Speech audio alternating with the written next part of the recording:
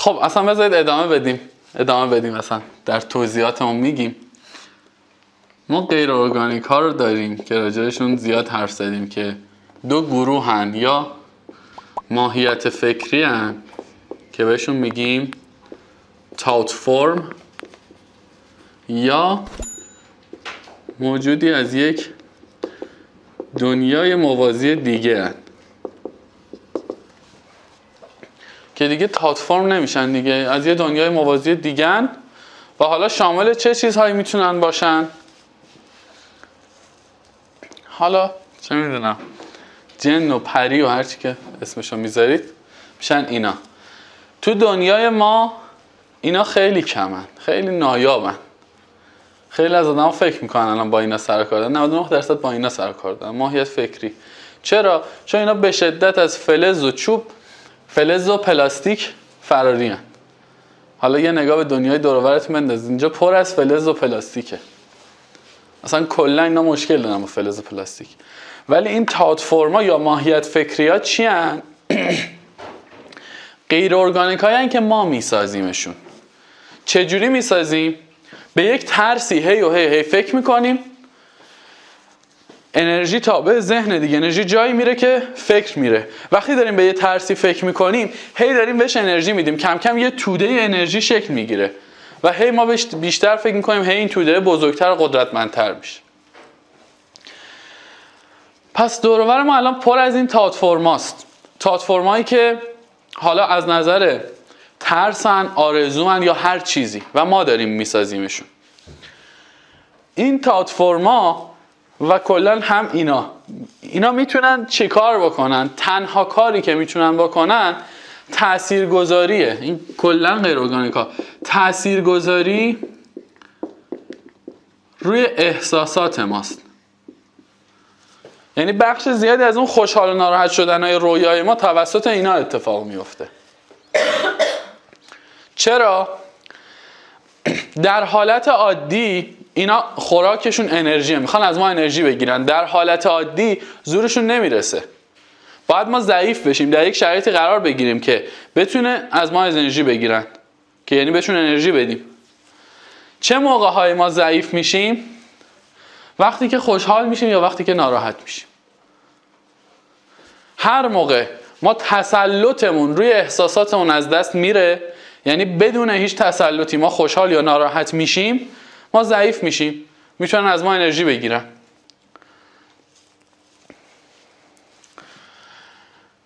و حالا راجع به لیوان آب، وقتی ما داریم آب میخوریم، ناخودآگاه یه بخشی از این کلا غیر ارگانیک های ما یا تاوت فرم های ما با اون آب در واقع تبادل میشه، اینجوری بگم. حالا بعد یه مدت کم کم میبینید اصلا یه لیوان آبی که ریختید اون قسمت تهش اصلا یه جوری فرقی داره که اصلا ما توی سری کلاس ها میگیم نخورید، بریزید دور. ولی اینجا ما ازش استفاده میکنیم. اینجا اون نصف دوم رو میخوریم. چرا؟ چون موقعی که داریم اون جمله تأکیدیه رو میگیم، داریم یه تاوت فرم خودمون میسازیم که اون تاوت فرم رو خواهیم یه بخشیشو یه جایی سیو بکنیم، یه جایی ذخیره نگه داریم، حالا صبح ازش استفاده بکنیم برای اینکه رویاهامون رو به یاد بیاریم. و اما بگذاریم شبیه کلیه کشتیم. این کارو کردیم که ذخیرش کردیم. خب اونی که صبح میگیم در جا میخوایم بعدش هم شروع کنیم بنویسیم. خب اون خیلی اون طبیعیه که ذخیره شده و یه زمانی برده، بعد یعنی تونسته مثلا یه انرژی رو بگیره. اون چه شکلی میشه که صبح مثلا لیوانم من سوالتون اصلا متوجه نشدم. خب ولش کن. خودتون هم منفی درسته، یعنی هم مفید هم مضر. بله 100% همینطوره. این باکتری میمونن دیگه. ما الان یه سری باکتریای مفید توی دهانمون داریم، یه سری باکتری مفید توی روده داریم، یه سری باکتری مضر داریم که بیماریزان. ما اگه کلا هیچ غیر ارگانیکی نداشته باشیم، یعنی مثلا حالا با یه روشی تمام غیر ارگانیکا رو نابود کنیم، چه اتفاقی میافته؟ آدرس خونمون که هیچ، اسممون هم یادمون میره. پس لازمن، ولی تا یه حدی اون بخش مفیدش. بی‌ذهنی پس چیه؟ بی‌ذهنی خود داستانش متفاوته. بی‌ذهنی وقتیه که شما آگاهانه گفتگوی درونیتون رو به صفر میرسونید و ارتباطتون رو با تمام این پلتفرم‌ها قطع میکنید و دوباره آگاهانه میتونید وصل بکنید. این تعبیر غلطه که ما اگه به بی‌ذهنی برسیم دیگه شبانه روز دیگه بی‌ذهنیم، مثلا فکر نمی‌کنیم. خب اگر اینجوری باشه که کلا یه دوری توی این بیمارستان‌های روانی بزنید خیلی آدمای به اشتاق رسیده زیادی پیدا می‌کنید. من 3 روز بی‌ذهنی رو هست بدن نمی‌بینم. نه اون یه خورده داستانش فرق داره. بی‌ذهنی نیست، اون تجربه اون سطح انرژی است که جسم رو ترک میکنه. ولی به طور کلی اون بی‌ذهنیه یعنی چی؟ یعنی کنترل ما روی ذهن، نه اینکه ذهن رو از بین ببریم. کنترل داریم. هر موقع میخوایم فکر بکنیم که الان میخوام برم خونه، از کجا باید برم، ذهن فکر میکنه که من خب الان این خیابون رو میرم، سوار مترو میشم، فلان ایستگاه پیاده میشم، میرم خونه. و هر موقع که این موضوع تموم شد فهمیدیم الان باید چی کار بکنیم، دیگه ذهن فکر نمیکنه. در حالت عادی ما الان بین 6 تا 8 چیز مختلف رو در هر یک ثانیه داریم بهشون فکر میکنیم. این گفتگوی درونی ماست. اونجا آگاهانه گفتگوی درونیمون رو صفر میکنیم، هر موقع خواستیم دوباره گفتگوی درونی رو داریم، دوباره صفرش میکنیم. کنترل داریم روش. خب پس قرار شد این کارا رو انجام بدیم و یه خورده راجع به تفسیر رویا بیشتر صحبت بکنیم. تفسیر رویا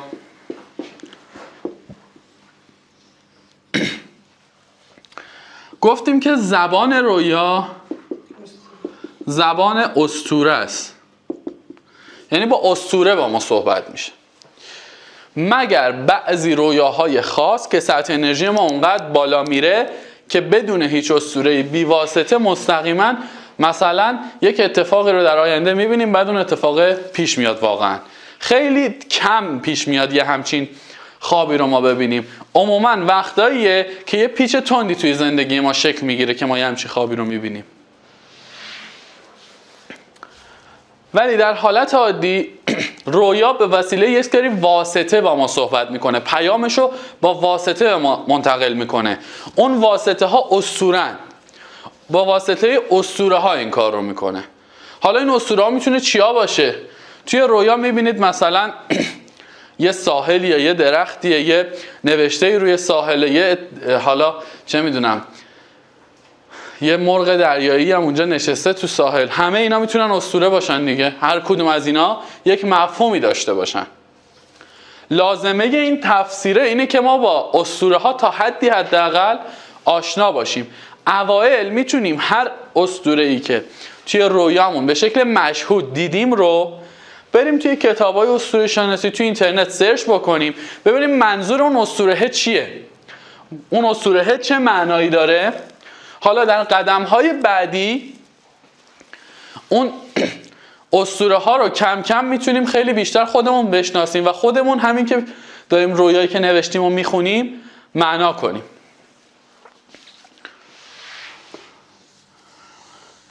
ببخشید اون که گفتین که بعد از یه پیچ تندیه اون خوابی که عیناً نه قبلشه. اینو باید بیشتر باید اصلا اسطوره ها یعنی چی؟ شما ذهن ما میره سراغ اسطوره های باستانی که اصلا نیست هیچ عنوان. ببینید هر چیزی میتونه اسطوره باشه. اسطوره یعنی چی؟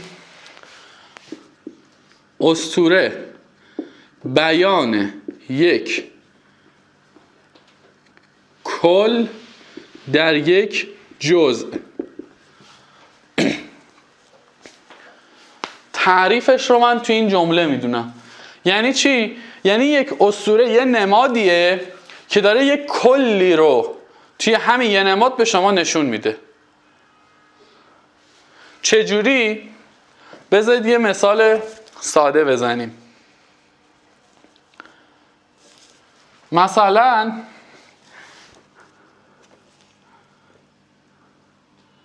بذارید اصلا سختش نکنیم. مثلا این نماد الان یه اسطوره است. خب چی میبینید؟ خب بودا که کچل بوده. اینایی که رو سرشه چیه؟ دوندونا رو میبینین؟ یه داستان اسطوره است که بودا در زیر بارون مراقبه میکنه.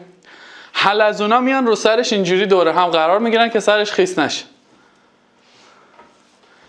یا از این خیلی مشهودتر این یکیه، بودهی. این یه اسطوره دیگه است. بودهی میدونید فرقش چیه؟ این بودای چینیه. نه این اصلا فقط یه اسطوره است. 3 تا مشخصه داره. کچله، شکمش گنده است و داره میخنده. شکم گندهش نشونه در واقع توازن دنیای مادیشه، بی‌نیازی دنیای مادیشه. کله کچلش عدم وابستگیه، چون توی اسطوره ها مو رو وابستگی مادی میدونن. وقتی کچله یعنی هیچ وابستگی نداره. و این خندش یعنی چی؟ جدی نمیگیره، جدی نیست، داره میخنده، هیچ وقت جدی نمیشه. مثلا اینا میشن نمونه های از اسطوره. حالا ما مثلا تو خوابمون چه میدونم تخم مرغ رو تو خوابمون میبینیم، یه تخم مرغ جلومونه مثلا، حالا یه اتفاقی داره میفته. باید ببینیم اسطوره تخم مرغ چه معنایی داره. کافیه تو اینترنت سرچ کنید. حالا دوستان راجع کتابای اسطوره شناسی پرسیدن توی آنتراک، گفتم ما به زودی حالا من یه بررسی دقیق بکنم، کتاب اسطوره شناسی که بیشتر به رویابینی کمک بکنه معرفی میکنه. الان حدس میزنم کدوم کتاب مفیدتره، ولی باز بذارید یه بررسی کامل بکنم، بعد یه کتاب حالا تو کانال اون اصلا معرفی میکنیم. ایرانی؟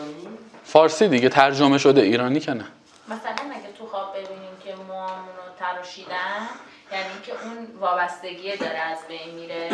مثلا آره میتونه همچین چیزی باشه. دقیقاً مثلا مثال خوبی بود. حالا کم کم چیکار میکنیم؟ اسطوره هایی که توی رویا دیدیم رو میایم دنبالشون میگردیم، پیداشون میکنیم. یه مدت که بگذره دیگه نمیخواد بگردید، دیگه خود به خود هم که رویا رو میخونید مفهوما رو میگیرید. ولی اوایل برای برقراری اون ارتباط با زبان رویا هی مدام و مدام قسمت قسمت اینا رو پیدا میکنیم که منظورش چیه. و حالا چرا میگیم این تفسیر رویا کاملا شخصیه؟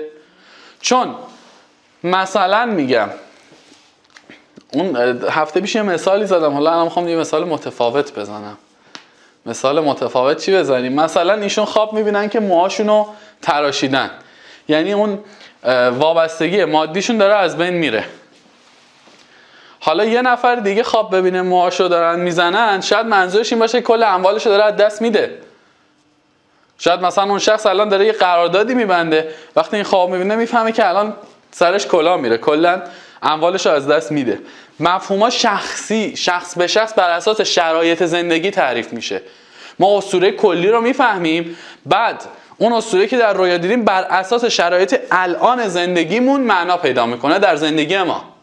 همون رویا عیناً برای یه نفر دیگه اتفاق بیفته، مفهومش برای اون شخص میتونه کاملا متفاوت باشه. یه مثال میگم که حیام، یه نفر قبل حیام میاد تفسیر خواب میگه از بدنم میبینم خون میرود، میگه که میرود، میگه تو سرت میزنم. نفر که از بدنم خون میآید، میگه نه تو صاحب مال میشی. همین میرود و میآید تفسیرش جدا میکنه. آره حالا مثلا اینطور هم میشه گفت.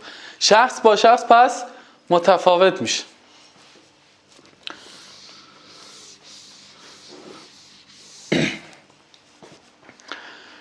نکته خیلی مهم اینه که تکنیکی که میخوام بگم برای تفسیر مفاهیم رویا رو موقع نوشتن رویا بهش فکر نمی کنیم. چرا؟ چون ممکنه نوشتن اون رو تحت تاثیر قرار بده. چجوری؟ الان تکنیک رو میگم متوجه میشید. تکنیک اینه هر جمله‌ای که با من شروع میشه رو خط میزنیم.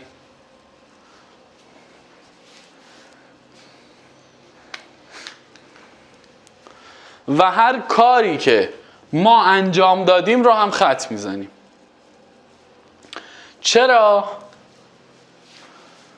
اون کاری که ما انجام دادیم، اون جمله‌ای که با من شروع میشه، از منیت یا همون ایگوه میاد و ساخته ذهنه. ما میخوایم اون بخش‌هایی رو پیدا بکنیم که بخش خالصانه تر رویاست و مفاهیم درست‌تری داخلش هست، اونا رو بیایم استخراج بکنیم. یعنی اگه ما دیدیم که فلان خودمون داریم موهای خودمون رو میتراشیم مثلا باطله اون. دیدم با اینکه توی خواب دارم میتراشم فرق میکنه. یه ذره بس پیچ نمیشه. یه موقع من خواب میبینم که دارم به خودم از بیرون نگاه میکنم که وایساده داره موهاشو میتراشه. یه موقع اصلا خواب میبینم که خودم هم دارم موهامو میتراشم. با هم فرق میکنه. اون که خودم دارم انجام میدم اصلا کلا هیچ خط میخوره توی تفسیر. اتفاقی که داره میفته اون دیگه من توی رویا انجامش نمیدم. و اون چیزایی که توی رویا خودش اتفاق میفته، مثلا من رفتم فلان جا، یه نفر اومد این کارو کرد، خب اونی که من رفتم که هیچی، من رفتم، ولی اینکه یه نفر دیگه اومد یه کاری کرد یا یه جمله‌ای به من گفت یا یه حرفی زد، اون قسمتیه که باید بریم ببینیم معناش چیه برای ما. ولی شخص مفردات و قابل پذیرش نیست. بله، مگر اینکه فقط مثلا در این حد باشه که دیدم داره این اتفاق میفته. اون میفته خودش داره میفته، من کاری نکردم، ولی کارهایی که من توی رویا انجام دادم و اصلا حسابش نمی‌کنیم توی تفسیر. ولی چرا گفتم که اینو موقع نوشتن بهش فکر نکنیم؟ چون موقعی که دارم مینویسم میگم خب من خواب دیدم رفتم فلان جا، خب این که باید خط بخوره، ننویسمش. این کارو نکنید. چرا؟ چون موقعی که دارید اینا رو حذف میکنید موقع نوشتن، خود به خود ذهنتون یه قسمت‌های دیگر هم فیلتر میکنه، حذف میکنه. ما هر چی یادمون میاد و کامل از سیر تا پیاز با جزئیات تمام مینویسیم، حالا بعد که رفتیم به سراغ تفسیر این قسمت‌ها رو خط میزنیم، بقیه‌اش رو میایم ببینیم مفهومش چیه. ببخشید من خودم پیش اومدی که مثلا یه خوابی رو همون اول صبح نوشتم کامل نبوده، بعد یهویی توی روز یه تیکه دیگه مثلا یه اتفاقی افتاده ناخودآگاه یه تیکه دیگه شدم اومده، اون درسته یا نه؟ برم اضافه کنم به اون اولیه یا نه؟ ممکنه ساخته پرداخته ذهنم باشه. من نفهمیدم. همینجوری در فروت تیکه دیگه هم یادتون میاد. برید اضافه کنید. نه برید اضافه کنید. میریم اضافه میکنیم. دیگه سوالی دارید راجع به این بخش؟ سوالی ندارید راجع به این بخش؟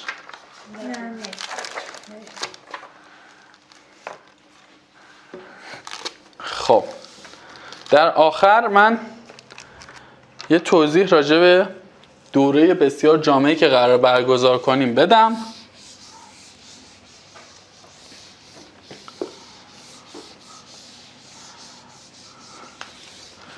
این دوره‌ای که قرار برگزار بکنیم 4 جلسه یک روزه است، 10 صبح تا 5 عصر